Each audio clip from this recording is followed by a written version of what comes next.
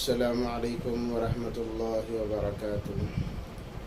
ایک سوال تھا جو گزشتہ رہ گیا تھا۔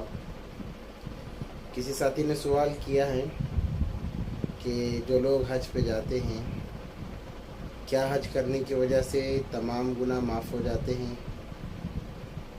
زنا ہو، چوری ہو، قتل و غارت گیری ہو، لوٹ ڈکیت ہو، چغل خوری ہو۔ تو بھائی کا سوال کافی لمبا ہے۔ الحمدللہ کفا وسلام علی عبادہ الذین اصطفی، اما بعد، اعوذ باللہ من الشیطان الرجیم، بسم اللہ الرحمن الرحیم۔ ویل لکل ہمزۃ لمزہ، صدق اللہ العظیم۔ اللهم صل على سيدنا محمد وعلى آل سيدنا محمد وبارك وسلم۔ اللهم صل على سيدنا محمد وعلى آل سيدنا محمد وبارك وسلم۔ اللهم صل على سيدنا محمد وعلى آل سيدنا محمد وبارك وسلم۔ معزز سامعین کرام، اللہ تبارک و تعالیٰ کا بہت بڑا احسان کہ اللہ تبارک و تعالیٰ نے ہمیں ایمان کی دولت سے نوازا ہے، ہمیں مسلمان بنایا ہے۔ یہ اللہ کا بہت بڑا احسان ہے۔ ایمان کا مل جانا گویا تمام چیزوں کے مل جانے سے افضل ہے، اور ایمان کا چھن جانا گویا تمام چیزوں کے چھن جانے سے بھی بہت بڑا ہے۔ اللہ ہم تمام کا خاتمہ بالخیر فرمائے، آمین۔ اللہ تبارک و تعالیٰ نے تمام مسلمانوں کو بلکہ تمام انسانیت کو اپنے شریعت کا پابند بنایا ہے۔ جو اپنے آپ کو شریعت کے حوالے کر کے زندگی گزارتا ہے وہ دنیا میں بھی کامیاب ہوتا ہے اور آخرت کے اندر بھی کامیاب ہوتا ہے، اور جو یہ کہتا ہے کہ ہم اس شریعت کے پابند نہیں، وہ ایمان سے نکل جاتا ہے۔ اس کا کوئی اعتبار نہیں ہوتا ہے۔ اللہ تبارک و تعالیٰ نے اس کے لیے جنت دنیا ہی کو بنا دیا ہے، جسے ہم کافر کہتے ہیں، غیر کہتے ہیں۔ مگر ایمان والے جو ہیں، جنہیں مسلمان کہا جاتا ہے، ان کو اللہ تبارک و تعالیٰ نے دنیا کے اندر شریعت کا پابند بنایا ہے۔ وہ آزاد نہیں ہیں۔ کوئی مسلمان، کوئی ایمان والا آزاد نہیں ہے۔ دنیا تو آزمائش کی جگہ ہے، آزمانے کے اللہ تبارک و تعالیٰ نے دنیا میں بھیجا ہے۔ احادیث میں آتا ہے، نبی پاک صلی اللہ علیہ وسلم نے فرمایا، الدنیا سجن المؤمن وجنت للکافر، کہ کافروں کے لیے تو یہ دنیا جنت ہے، مگر ایمان والوں کے لیے یہ قید خانے کے مانند ہے۔ گویا کہ انسان شرعی اعتبار سے، شریعت کے لحاظ سے قید میں ہے، وہ پابند بن کر اسے زندگی گزارنا پڑے گا۔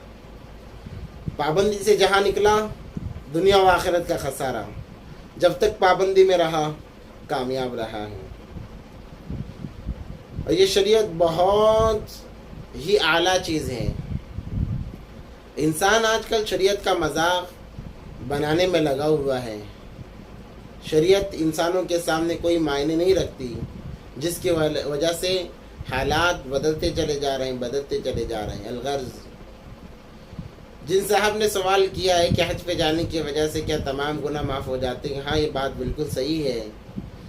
شیخ زکریا رحمۃ اللہ علیہ نے فضائل حج کے اندر بہت ساری حدیثوں کے ذریعے سے اس بات کو سمجھایا بھی ہے کہ جو بندہ اللہ کے لیے حج کو جاتا ہے تو اللہ تبارک و تعالیٰ اسے گناہوں سے بالکل پاک و صاف کر دیتے ہیں، گویا کہ وہ اس کی ماں نے اسے ابھی جنا ہے۔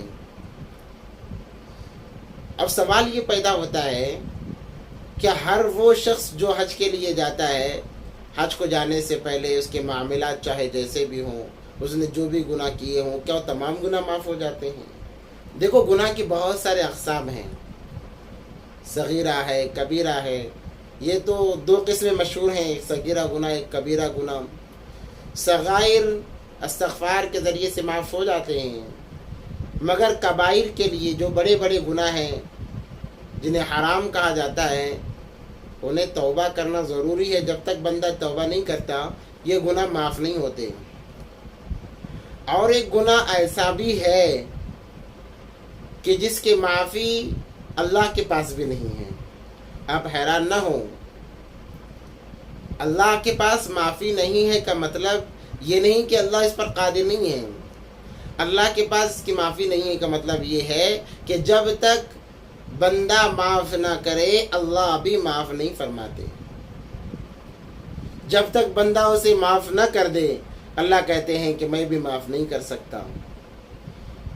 شیخ زکریا رحمۃ اللہ علیہ نے فضائل اعمال ہی کے اندر فضائل صدقات میں غالباً یہ ان احادیث کو نقل کیا ہے کہ کل قیامت کے دن 3 عدالتیں ہوں گی. ایک کفر و شرک کی عدالت ہے، اس میں بالکل معافی ہی نہیں ہے. اور دوسرا حقوق العباد کی عدالت ہے، اس میں بھی معافی نہیں ہے. اور تیسری جو ہے وہ حقوق اللہ کی ہے. اللہ فرماتے ہیں کہ میں چاہوں گا تو معاف کر دوں گا ورنہ پکڑ کروں گا. کفر و شرک کے اندر تو بالکل معافی نہیں ہے. ان اللہ لا یغفر ان یشرک بہ ویغفر ما دون ذلک لمن یشاء، اللہ کا فرمان ہے، نص موجود ہے. حقوق العباد کا جہاں تک معاملہ ہے اللہ فرماتے ہیں کہ جب تک بندہ معاف نہ کرے میں بھی اسے معاف نہیں کرتا. یعنی اس گناہ کی معافی بندے پر موقوف ہے. اگر بندہ چاہے گا تو معاف کر دے گا تو اللہ کہیں گے میں بھی معاف کر دوں گا، ورنہ اللہ فرمائیں گے میں بھی معاف نہیں کروں گا. اب ہمارے بہت سارے ایمان والے بھائی ایسے ہیں جو حج کو جانے سے پہلے بہت سارے گناہ کرتے ہیں، اور اس کے اندر بڑے بڑے گناہ یہ کرتے ہیں، کسی کا مال ہڑپ لیا، کسی کی زمین ہڑپ کر بیچ دی، کسی پر ظلم و زیادتی کر دیا، اور اس کے اندر بہت سارے کبائر شامل ہوتے ہیں. ان لوگوں کے دماغوں میں بھی یہی ہے کہ چلو ایک مرتبہ حج کر لیں گے، اللہ تبارک و تعالیٰ تو معاف فرمانے والے ہیں. اللہ صغائر کو معاف فرماتے ہیں، کبائر تو توبہ کے بغیر معاف نہیں ہوتے. کبائر کے لیے توبہ کرنا شرط ہے. اور رہا حقوق العباد کا معاملہ، وہ تو بالکل معافی نہیں ہوتے. اس لیے آپ نے پہلے زمانے میں دیکھا ہوگا جب لوگ حج کو جاتے پورے گاؤں میں منت سماجت کرتے پھرتے کہ مجھ سے کوئی غلطی ہو تو معاف کر دینا، مجھ سے کوئی غلطی ہو تو معاف کر دینا. موت کا کوئی بھروسہ نہیں ہے، جب چاہے آ جائے. اگر اس راستے میں مر گیا تو کیا میری مغفرت ہو جائے، اللہ مجھے معاف کر دے. اس لیے آپ بھی معاف کر دینا. ہر ایک سے جا کر ملاقات کرتے، ہر ایک سے معافی تلافی کرتے. یہ آداب ہوا کرتے تھے حج کو جانے کے. مگر آج حج کو جانا ایک فیشن بنا ہوا ہے. ہر کوئی اپنے نام کے آگے حاجی لگانے کے لیے جو مال ملا، جیسا مال ملا، چاہے حرام کا ہو، جیسا بھی ہو، ظلم و زیادتی کے ذریعے سے کمایا ہو، دھوکہ دے کر کمایا ہو، جمع کر لیتے ہیں. بس ہنس کو چلے گئے کہ اللہ ہمیں معاف کر دے گا. اس سے معافی ہونے والی نہیں ہے. سب سے پہلے جب تک ہم ان لوگوں سے معافی نہ مانگ لیں، ہم نے توبہ کے ذریعے سے کبائر کی تو معافی کرا لی ہے، ہم نے اللہ سے معافی مانگ لی ہے، مگر ان گناہوں کا کیا جن کو ہم نے دھوکے کے ذریعے سے کیے ہیں، لوگوں کو دل دکھایا ہے، لوگوں پر بہتان لگایا ہے، ظلم و زیادتی کی ہے، مال ہڑپا ہے، ان گناہوں کا کیا ہوگا؟ نبی پاک صلی اللہ علیہ وسلم کے زمانے میں صحابہ کرام بیٹھے ہوئے تھے. نبی پاک صلی اللہ علیہ وسلم نے فرمایا اے میرے صحابہ جانتے ہو میری امت کا مفلس کون ہے؟ صحابہ نے کہا اے اللہ کے نبی ہمیں معلوم ہے اس امت کا مفلس وہی ہوگا جس کے پاس دینار و درہم نہ ہوگا، مال و دولت نہ ہوگی، وہ مفلس شخص ہے. نبی پاک صلی اللہ علیہ وسلم نے فرمایا بڑی طویل حدیث ہے کہ میری امت کا مفلس شخص وہ نہیں ہوگا جس کے پاس مال و دینار نہ ہو، پیسہ روپیہ نہ ہو، گاڑی بنگلہ نہ ہو. میری امت کا مفلس شخص وہ نہیں ہوگا، بلکہ میری امت کا مفلس شخص وہ ہوگا جو قیامت میں اتنی نیکیاں لے کر آئے گا، اتنی نیکیاں لے کر آئے گا کہ اس کی نیکیاں پہاڑوں کے مانند ہوں گی، پہاڑوں کے مانند ہوں گی. جیسے آپ پہاڑی علاقے میں جاتے ہیں تو بس پہاڑی پہاڑ نظر آتے ہیں، ویسے اس کی نیکیاں پہاڑوں کے مانند ہوں گی. حدیث میں آتا ہے اگر اس کی نیکیوں کو زمین پر رکھ دیا جائے گا وہ حصہ دھس جائے گا، اتنی وزنی نیکیاں ہوں گی. मगर काश अफसोस, नबी पाक सल्लल्लाहु अलैहि वसल्लम ने फरमाया, मगर काश अफसोस इस बात पर है कि वो नेकियां उसे कोई फायदा नहीं देगी। मुतालिबा वाले लोग आएंगे और सब बांध कर खड़े हो जाएंगे। हर कोई आएगा, मुतालबा करेगा, इसने मेरा माल हड़पा था, इसने मेरी ज़मीन हड़पी थी, इसने मुझे धोखा दिया था, इसने नाहक जुल्म किया था, इसने नाहक मारा था, इसने गाली दी थी, इसने बहतान बांधा था। एक एक करके आएंगे और तमाम के तमाम नेकियां उसकी उन लोगों को देते देते देते वो पहाड़ के पहाड़ ख़त्म हो जाएंगे, अभी लोग बाकी रहेंगे। फरिश्ते पूछेंगे, अल्लाह इसकी नेकियां तो ख़त्म हो गई, अब क्या किया जाए? अल्लाह तबारक व तआला फरमाएंगे, इन जो लोग खड़े हुए हैं लाइन में, उन लोगों के गुनाह को लिया जाए और इस कमबख्त पर डाल दिया जाए और इसे मुंह के बल घसीट कर जहन्नम में फेंक दिया जाए। नबी पाक सल्लल्लाहु अलैहि वसल्लम ने फरमाया, मेरी उम्मत का मुफलिस शख्स वो है इतनी नेकियां ले जाने के बावजूद भी नाकाम हुआ। आज हम अंदाज़ा लगाएं, हमारी ज़िंदगी को हम देखें। इबादत ये न समझें कि हम नमाज़ें पढ़ रहे हैं, रोज़े रख रहे हैं, ज़कात दे रहे हैं, हज कर रहे हैं, ये इबादत हमें जन्नत में ले जाएंगे। अगर मामला सही नहीं हुए मेरे भाइयों, ये इबादत मुंह पर मार दिए जाएंगे। असल तो मामलात हैं। सहाबाए किराम की जिंदगियां हमारे सामने खुली किताब की तरह हैं। हमने क्या समझ रखा है? सहाबा ने जो दीन को आम किया है वह अखलाक के जरिए से आम किया है। अपनी अखलाक को पेश करके सहाबा बेधड़क कहते, कुनो मिसलना, हम जैसे बन जाओ कामयाब हो जाओगे। आज हम में से कोई नहीं कह सकता। वो अखलाक उनके थे नबी पाक सल्लल्लाहु अलैहि वसल्लम की सोहबत के जरिए से। आज अखलाक, इबादत करने वाले बहुत ज़्यादा हैं, बहुत लोग इबादतें कर रहे हैं। आज कमी है तो अखलाक की कमी है।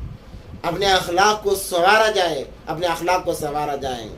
भाई ने जो सवाल किया, बहुत प्यारा सवाल किया कि अगर लोग माल को हड़प कर ज़मीनों को हड़प कर इन पैसों से अगर हज करते हैं, उनका हज कबूल नहीं होगा, उनका हज तो मुंह पर मार दिया जाएगा। क्योंकि नबी पाक सल्लल्लाहु अलैहि वसल्लम की ये हदीस है कि मुफलिस ऐसे इंसानों को तो मुफलिस कहा गया। तो मेरे भाइयों, हम अपने अखलाक को संवारें, अपने किरदार को संवारें। हर एक को ज़रूरत है अपने अखलाक को संवारने की। चुगलखोरी, कीना, बुग़्ज़, हसद दिल में ना रखें। हसद और कीना, बुग़्ज़ नेकियों को ऐसे खा जाता है जैसे सूखी लकड़ी को आग खा जाती है। कुछ मिलने वाला नहीं है। अगर मैंने किसी की बुराई कर दी, किसी की चुगली कर दी, मुझे उससे क्या नफा मिलेगा? न मेरी इज्जत बढ़ रही है, न मुझे कोई मकाम मिल रहा है। फिर चुगली क्यों की जाए, बुराई क्यों की जाए? दिल में हसद, अगर मैं किसी के बारे में दिल में हसद रखूंगा तो उस हसद से मुझे क्या फायदा होगा? मेरे आमाल में कमी आएगी, ज्यादती नहीं होगी। फिर हसद क्यों किया जाए? अल्लाह तबारक तआला ने फरमाया, इन्ना बअद ज़न्नि इस्मुन वला तजस्ससु वला यग़्तब बअदुकुम बअदा, कि तुम्हारे बाज़ गुमान गुनाह होते हैं। अयुहिब्बु अहदुकुम अन याकुल लहम अखीहि मैतन फकरिहतुमू, चुगली करना, कीना दिल में रखना ऐसे है जैसे मुर्दार भाई का चाकू के जरिए से गोश्त नोच कर कच्चा खा रहा है। अल्लाह तबारक व तआला ने कुरान में फरमाया, वैलुल लिकुल्लि हुमज़तिल लुमज़ा, खराबी है, बर्बादी है उन लोगों की पीठ पीछे बुराई करने वालों के लिए, जो हसद रखते हैं, जो कीना रखते हैं, जो चुगली करते हैं। वैलुल लिकुल्लि हुमज़तिल लुमज़ा। और बाज़ लोग कहते हैं कि भाई हम हक बता रहे हैं, जो हम बात कर रहे हैं वो बुराई उनके अंदर मौजूद है, इसीलिए हम हक बता रहे हैं। अल्लाह तबारक व तआला ने फरमाया, हुमज़ा और लुमज़ा का आप माना होता उठा कर देख लें। हुमज़ा कहते हैं सामने बुराई को पेश करने को, लुमज़ा कहते हैं पीठ पीछे बुराई करने को। मुफस्सिरीन कहते हैं लुमज़ा कहते हैं आमने सामने कहने को, हुमज़ा कहते हैं पीठ पीछे बुराई करने को। नबी पाक सल्लल्लाहु अलैहि वसल्लम ने क्या फरमाया था? अल्लाह के नबी جو ہم بات کر رہے ہیں اگر وہ بات اس شخص کے اندر موجود ہو تب اللہ کے نبی پاک صلی اللہ علیہ وسلم نے فرمایا تبھی تو یہ چغلی ہے. اگر وہ بات اس کے اندر موجود نہیں ہے تب تو یہ بہتان ہو گیا, یہ سب سے بڑا گناہ ہے. اور قرآن کے اندر ہے کہ جو آمنے سامنے کہتا ہے کہ میں آمنے سامنے بتاؤں گا, میں سامنے برائی کروں گا, میں اوپن آدمی ہوں, میں کھلا آدمی ہوں, میں سامنے کھڑے ہو کر بات کروں گا. ارے یہی تو اللہ نے منع کیا ہے, اسی سے تو روکا ہے. ہاں ایک وقت میں اس کی اجازت ہے, اگر میرے اندر جو برائی ہے اگر سامنے والے کو نہ بتایا جائے تو اسے جان کا خطرہ ہو سکتا ہے, مال کا خطرہ ہو سکتا ہے, تب یہ آگاہی طور پر کراہت کے درجے میں بتا سکتے ہیں, ورنہ نہیں بتا سکتے. آج چغل خوری عام ہے, حسد کینہ بغض اتنا عام ہے کہ ہر کوئی اس کے اندر مبتلا ہے, ہر کوئی مبتلا ہے, کوئی اس سے بچا ہوا نہیں ہے. اہل علم کا طبقہ بھی اس کے اندر مبتلا ہے, اہل جماعت کا طبقہ بھی اس کے اندر مبتلا ہے, ہر ایک اس کے اندر مبتلا ہے. تو ان چیزوں کو سنوارنے کی ضرورت ہے, خصوصاً وہ لوگ جو دھوکہ دھڑی کے مال کے ذریعے سے حج بیت اللہ کو جاتے ہیں, وہ خدا را اپنے حج کو موقوف کر دیں, بند کر دیں. اللہ کو ایسے حاجی کی ضرورت نہیں ہے, ویسے لبیک کہنے کی ضرورت اللہ کو نہیں ہے جو دوسروں کے مال کو ہڑپ کر بیت اللہ کے دیدار کے لیے جاتے ہیں اور یہ سوچتے ہیں کہ ان کا یہ حج انہیں نجات دلا دے گا. جب تک معافی تلافی نہیں ہوگی, حقداروں کا حق دنیا کے اندر لوٹایا نہ جائے گا, اور جس کی چغلی کی ہے, جس پر بہتان باندھا ہے, ان سے جا کر معافی نہ مانگ لی جائے گی, تب تک ہمارا کامیاب ہونا بہت مشکل ہے. ہمارے نام کے آگے اگر حاجی لگ گیا تو کیا ہم کامیاب ہو گئے؟ ہمارے نام کے آگے حاجی لگ جانا یہ کامیابی کی علامت نہیں, ہمارے نام کے آگے نمازی کا لگ جانا یہ کامیابی کی علامت نہیں, ہمارے نام کے آگے روزے دار کا لگ جانا یہ کامیابی کی علامت نہیں ہے. معاملات کی درستگی ہے شریعت کے اندر, جہاں پر عبادات کا ذکر تھوڑا ملتا ہے مگر معاملات کا ذکر آپ کو بہت زیادہ ملے گا مقدار میں. 70% سے زائد آپ کو معاملات کا علم ملے گا شریعت کے اندر. عبادات کے معاملات تو بہت مختصر ہیں. اس کا مطلب یہ نہیں کہ ان کو چھوڑ دیا جائے, یہ بھی ضروری ہیں, مگر جب تک معاملات صحیح نہیں ہوں گے ہماری عبادات ہمیں نجات نہیں دلا سکتے. وہ حدیث آپ نے سنی ہوگی, ایک عورت نے, فاحشہ عورت جو زنا کار تھی, روزانہ کئی مردوں کے ساتھ میں منہ کالا کر دی, مگر ایک بلی کو اس نے پانی پلا دیا, اللہ نے کہا کہ مغفرت کر دی. معاملات ہیں. اور ایک نمازی عورت ہے جس نے کتے کو بھوکا مار دیا, کہا کہ عبادت اس سے نجات نہیں, یہ جہنمی ہے.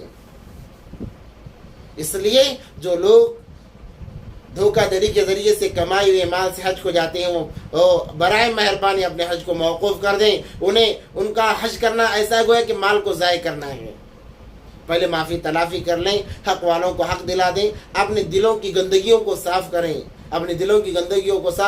اس کے بعد میں آپ حج کریں. آپ کا حج مقبول ہوگا, مبرور ہوگا. آپ کے لبیک کی آواز پر فرشتے جھوم اٹھیں گے, ورنہ بہت مشکل ہے. اللہ سے دعا کریں, اللہ تبارک و تعالیٰ ہم تمام کو نیک زندگی گزارنے کی توفیق عطا فرمائے. معاملات کا لحاظ رکھتے ہوئے, ہر ایک کے حقوق ادا کرتے ہوئے زندگی گزارنے کی اللہ ہم تمام کو توفیق عطا فرمائے. وآخر دعوانا الحمدللہ رب العالمین.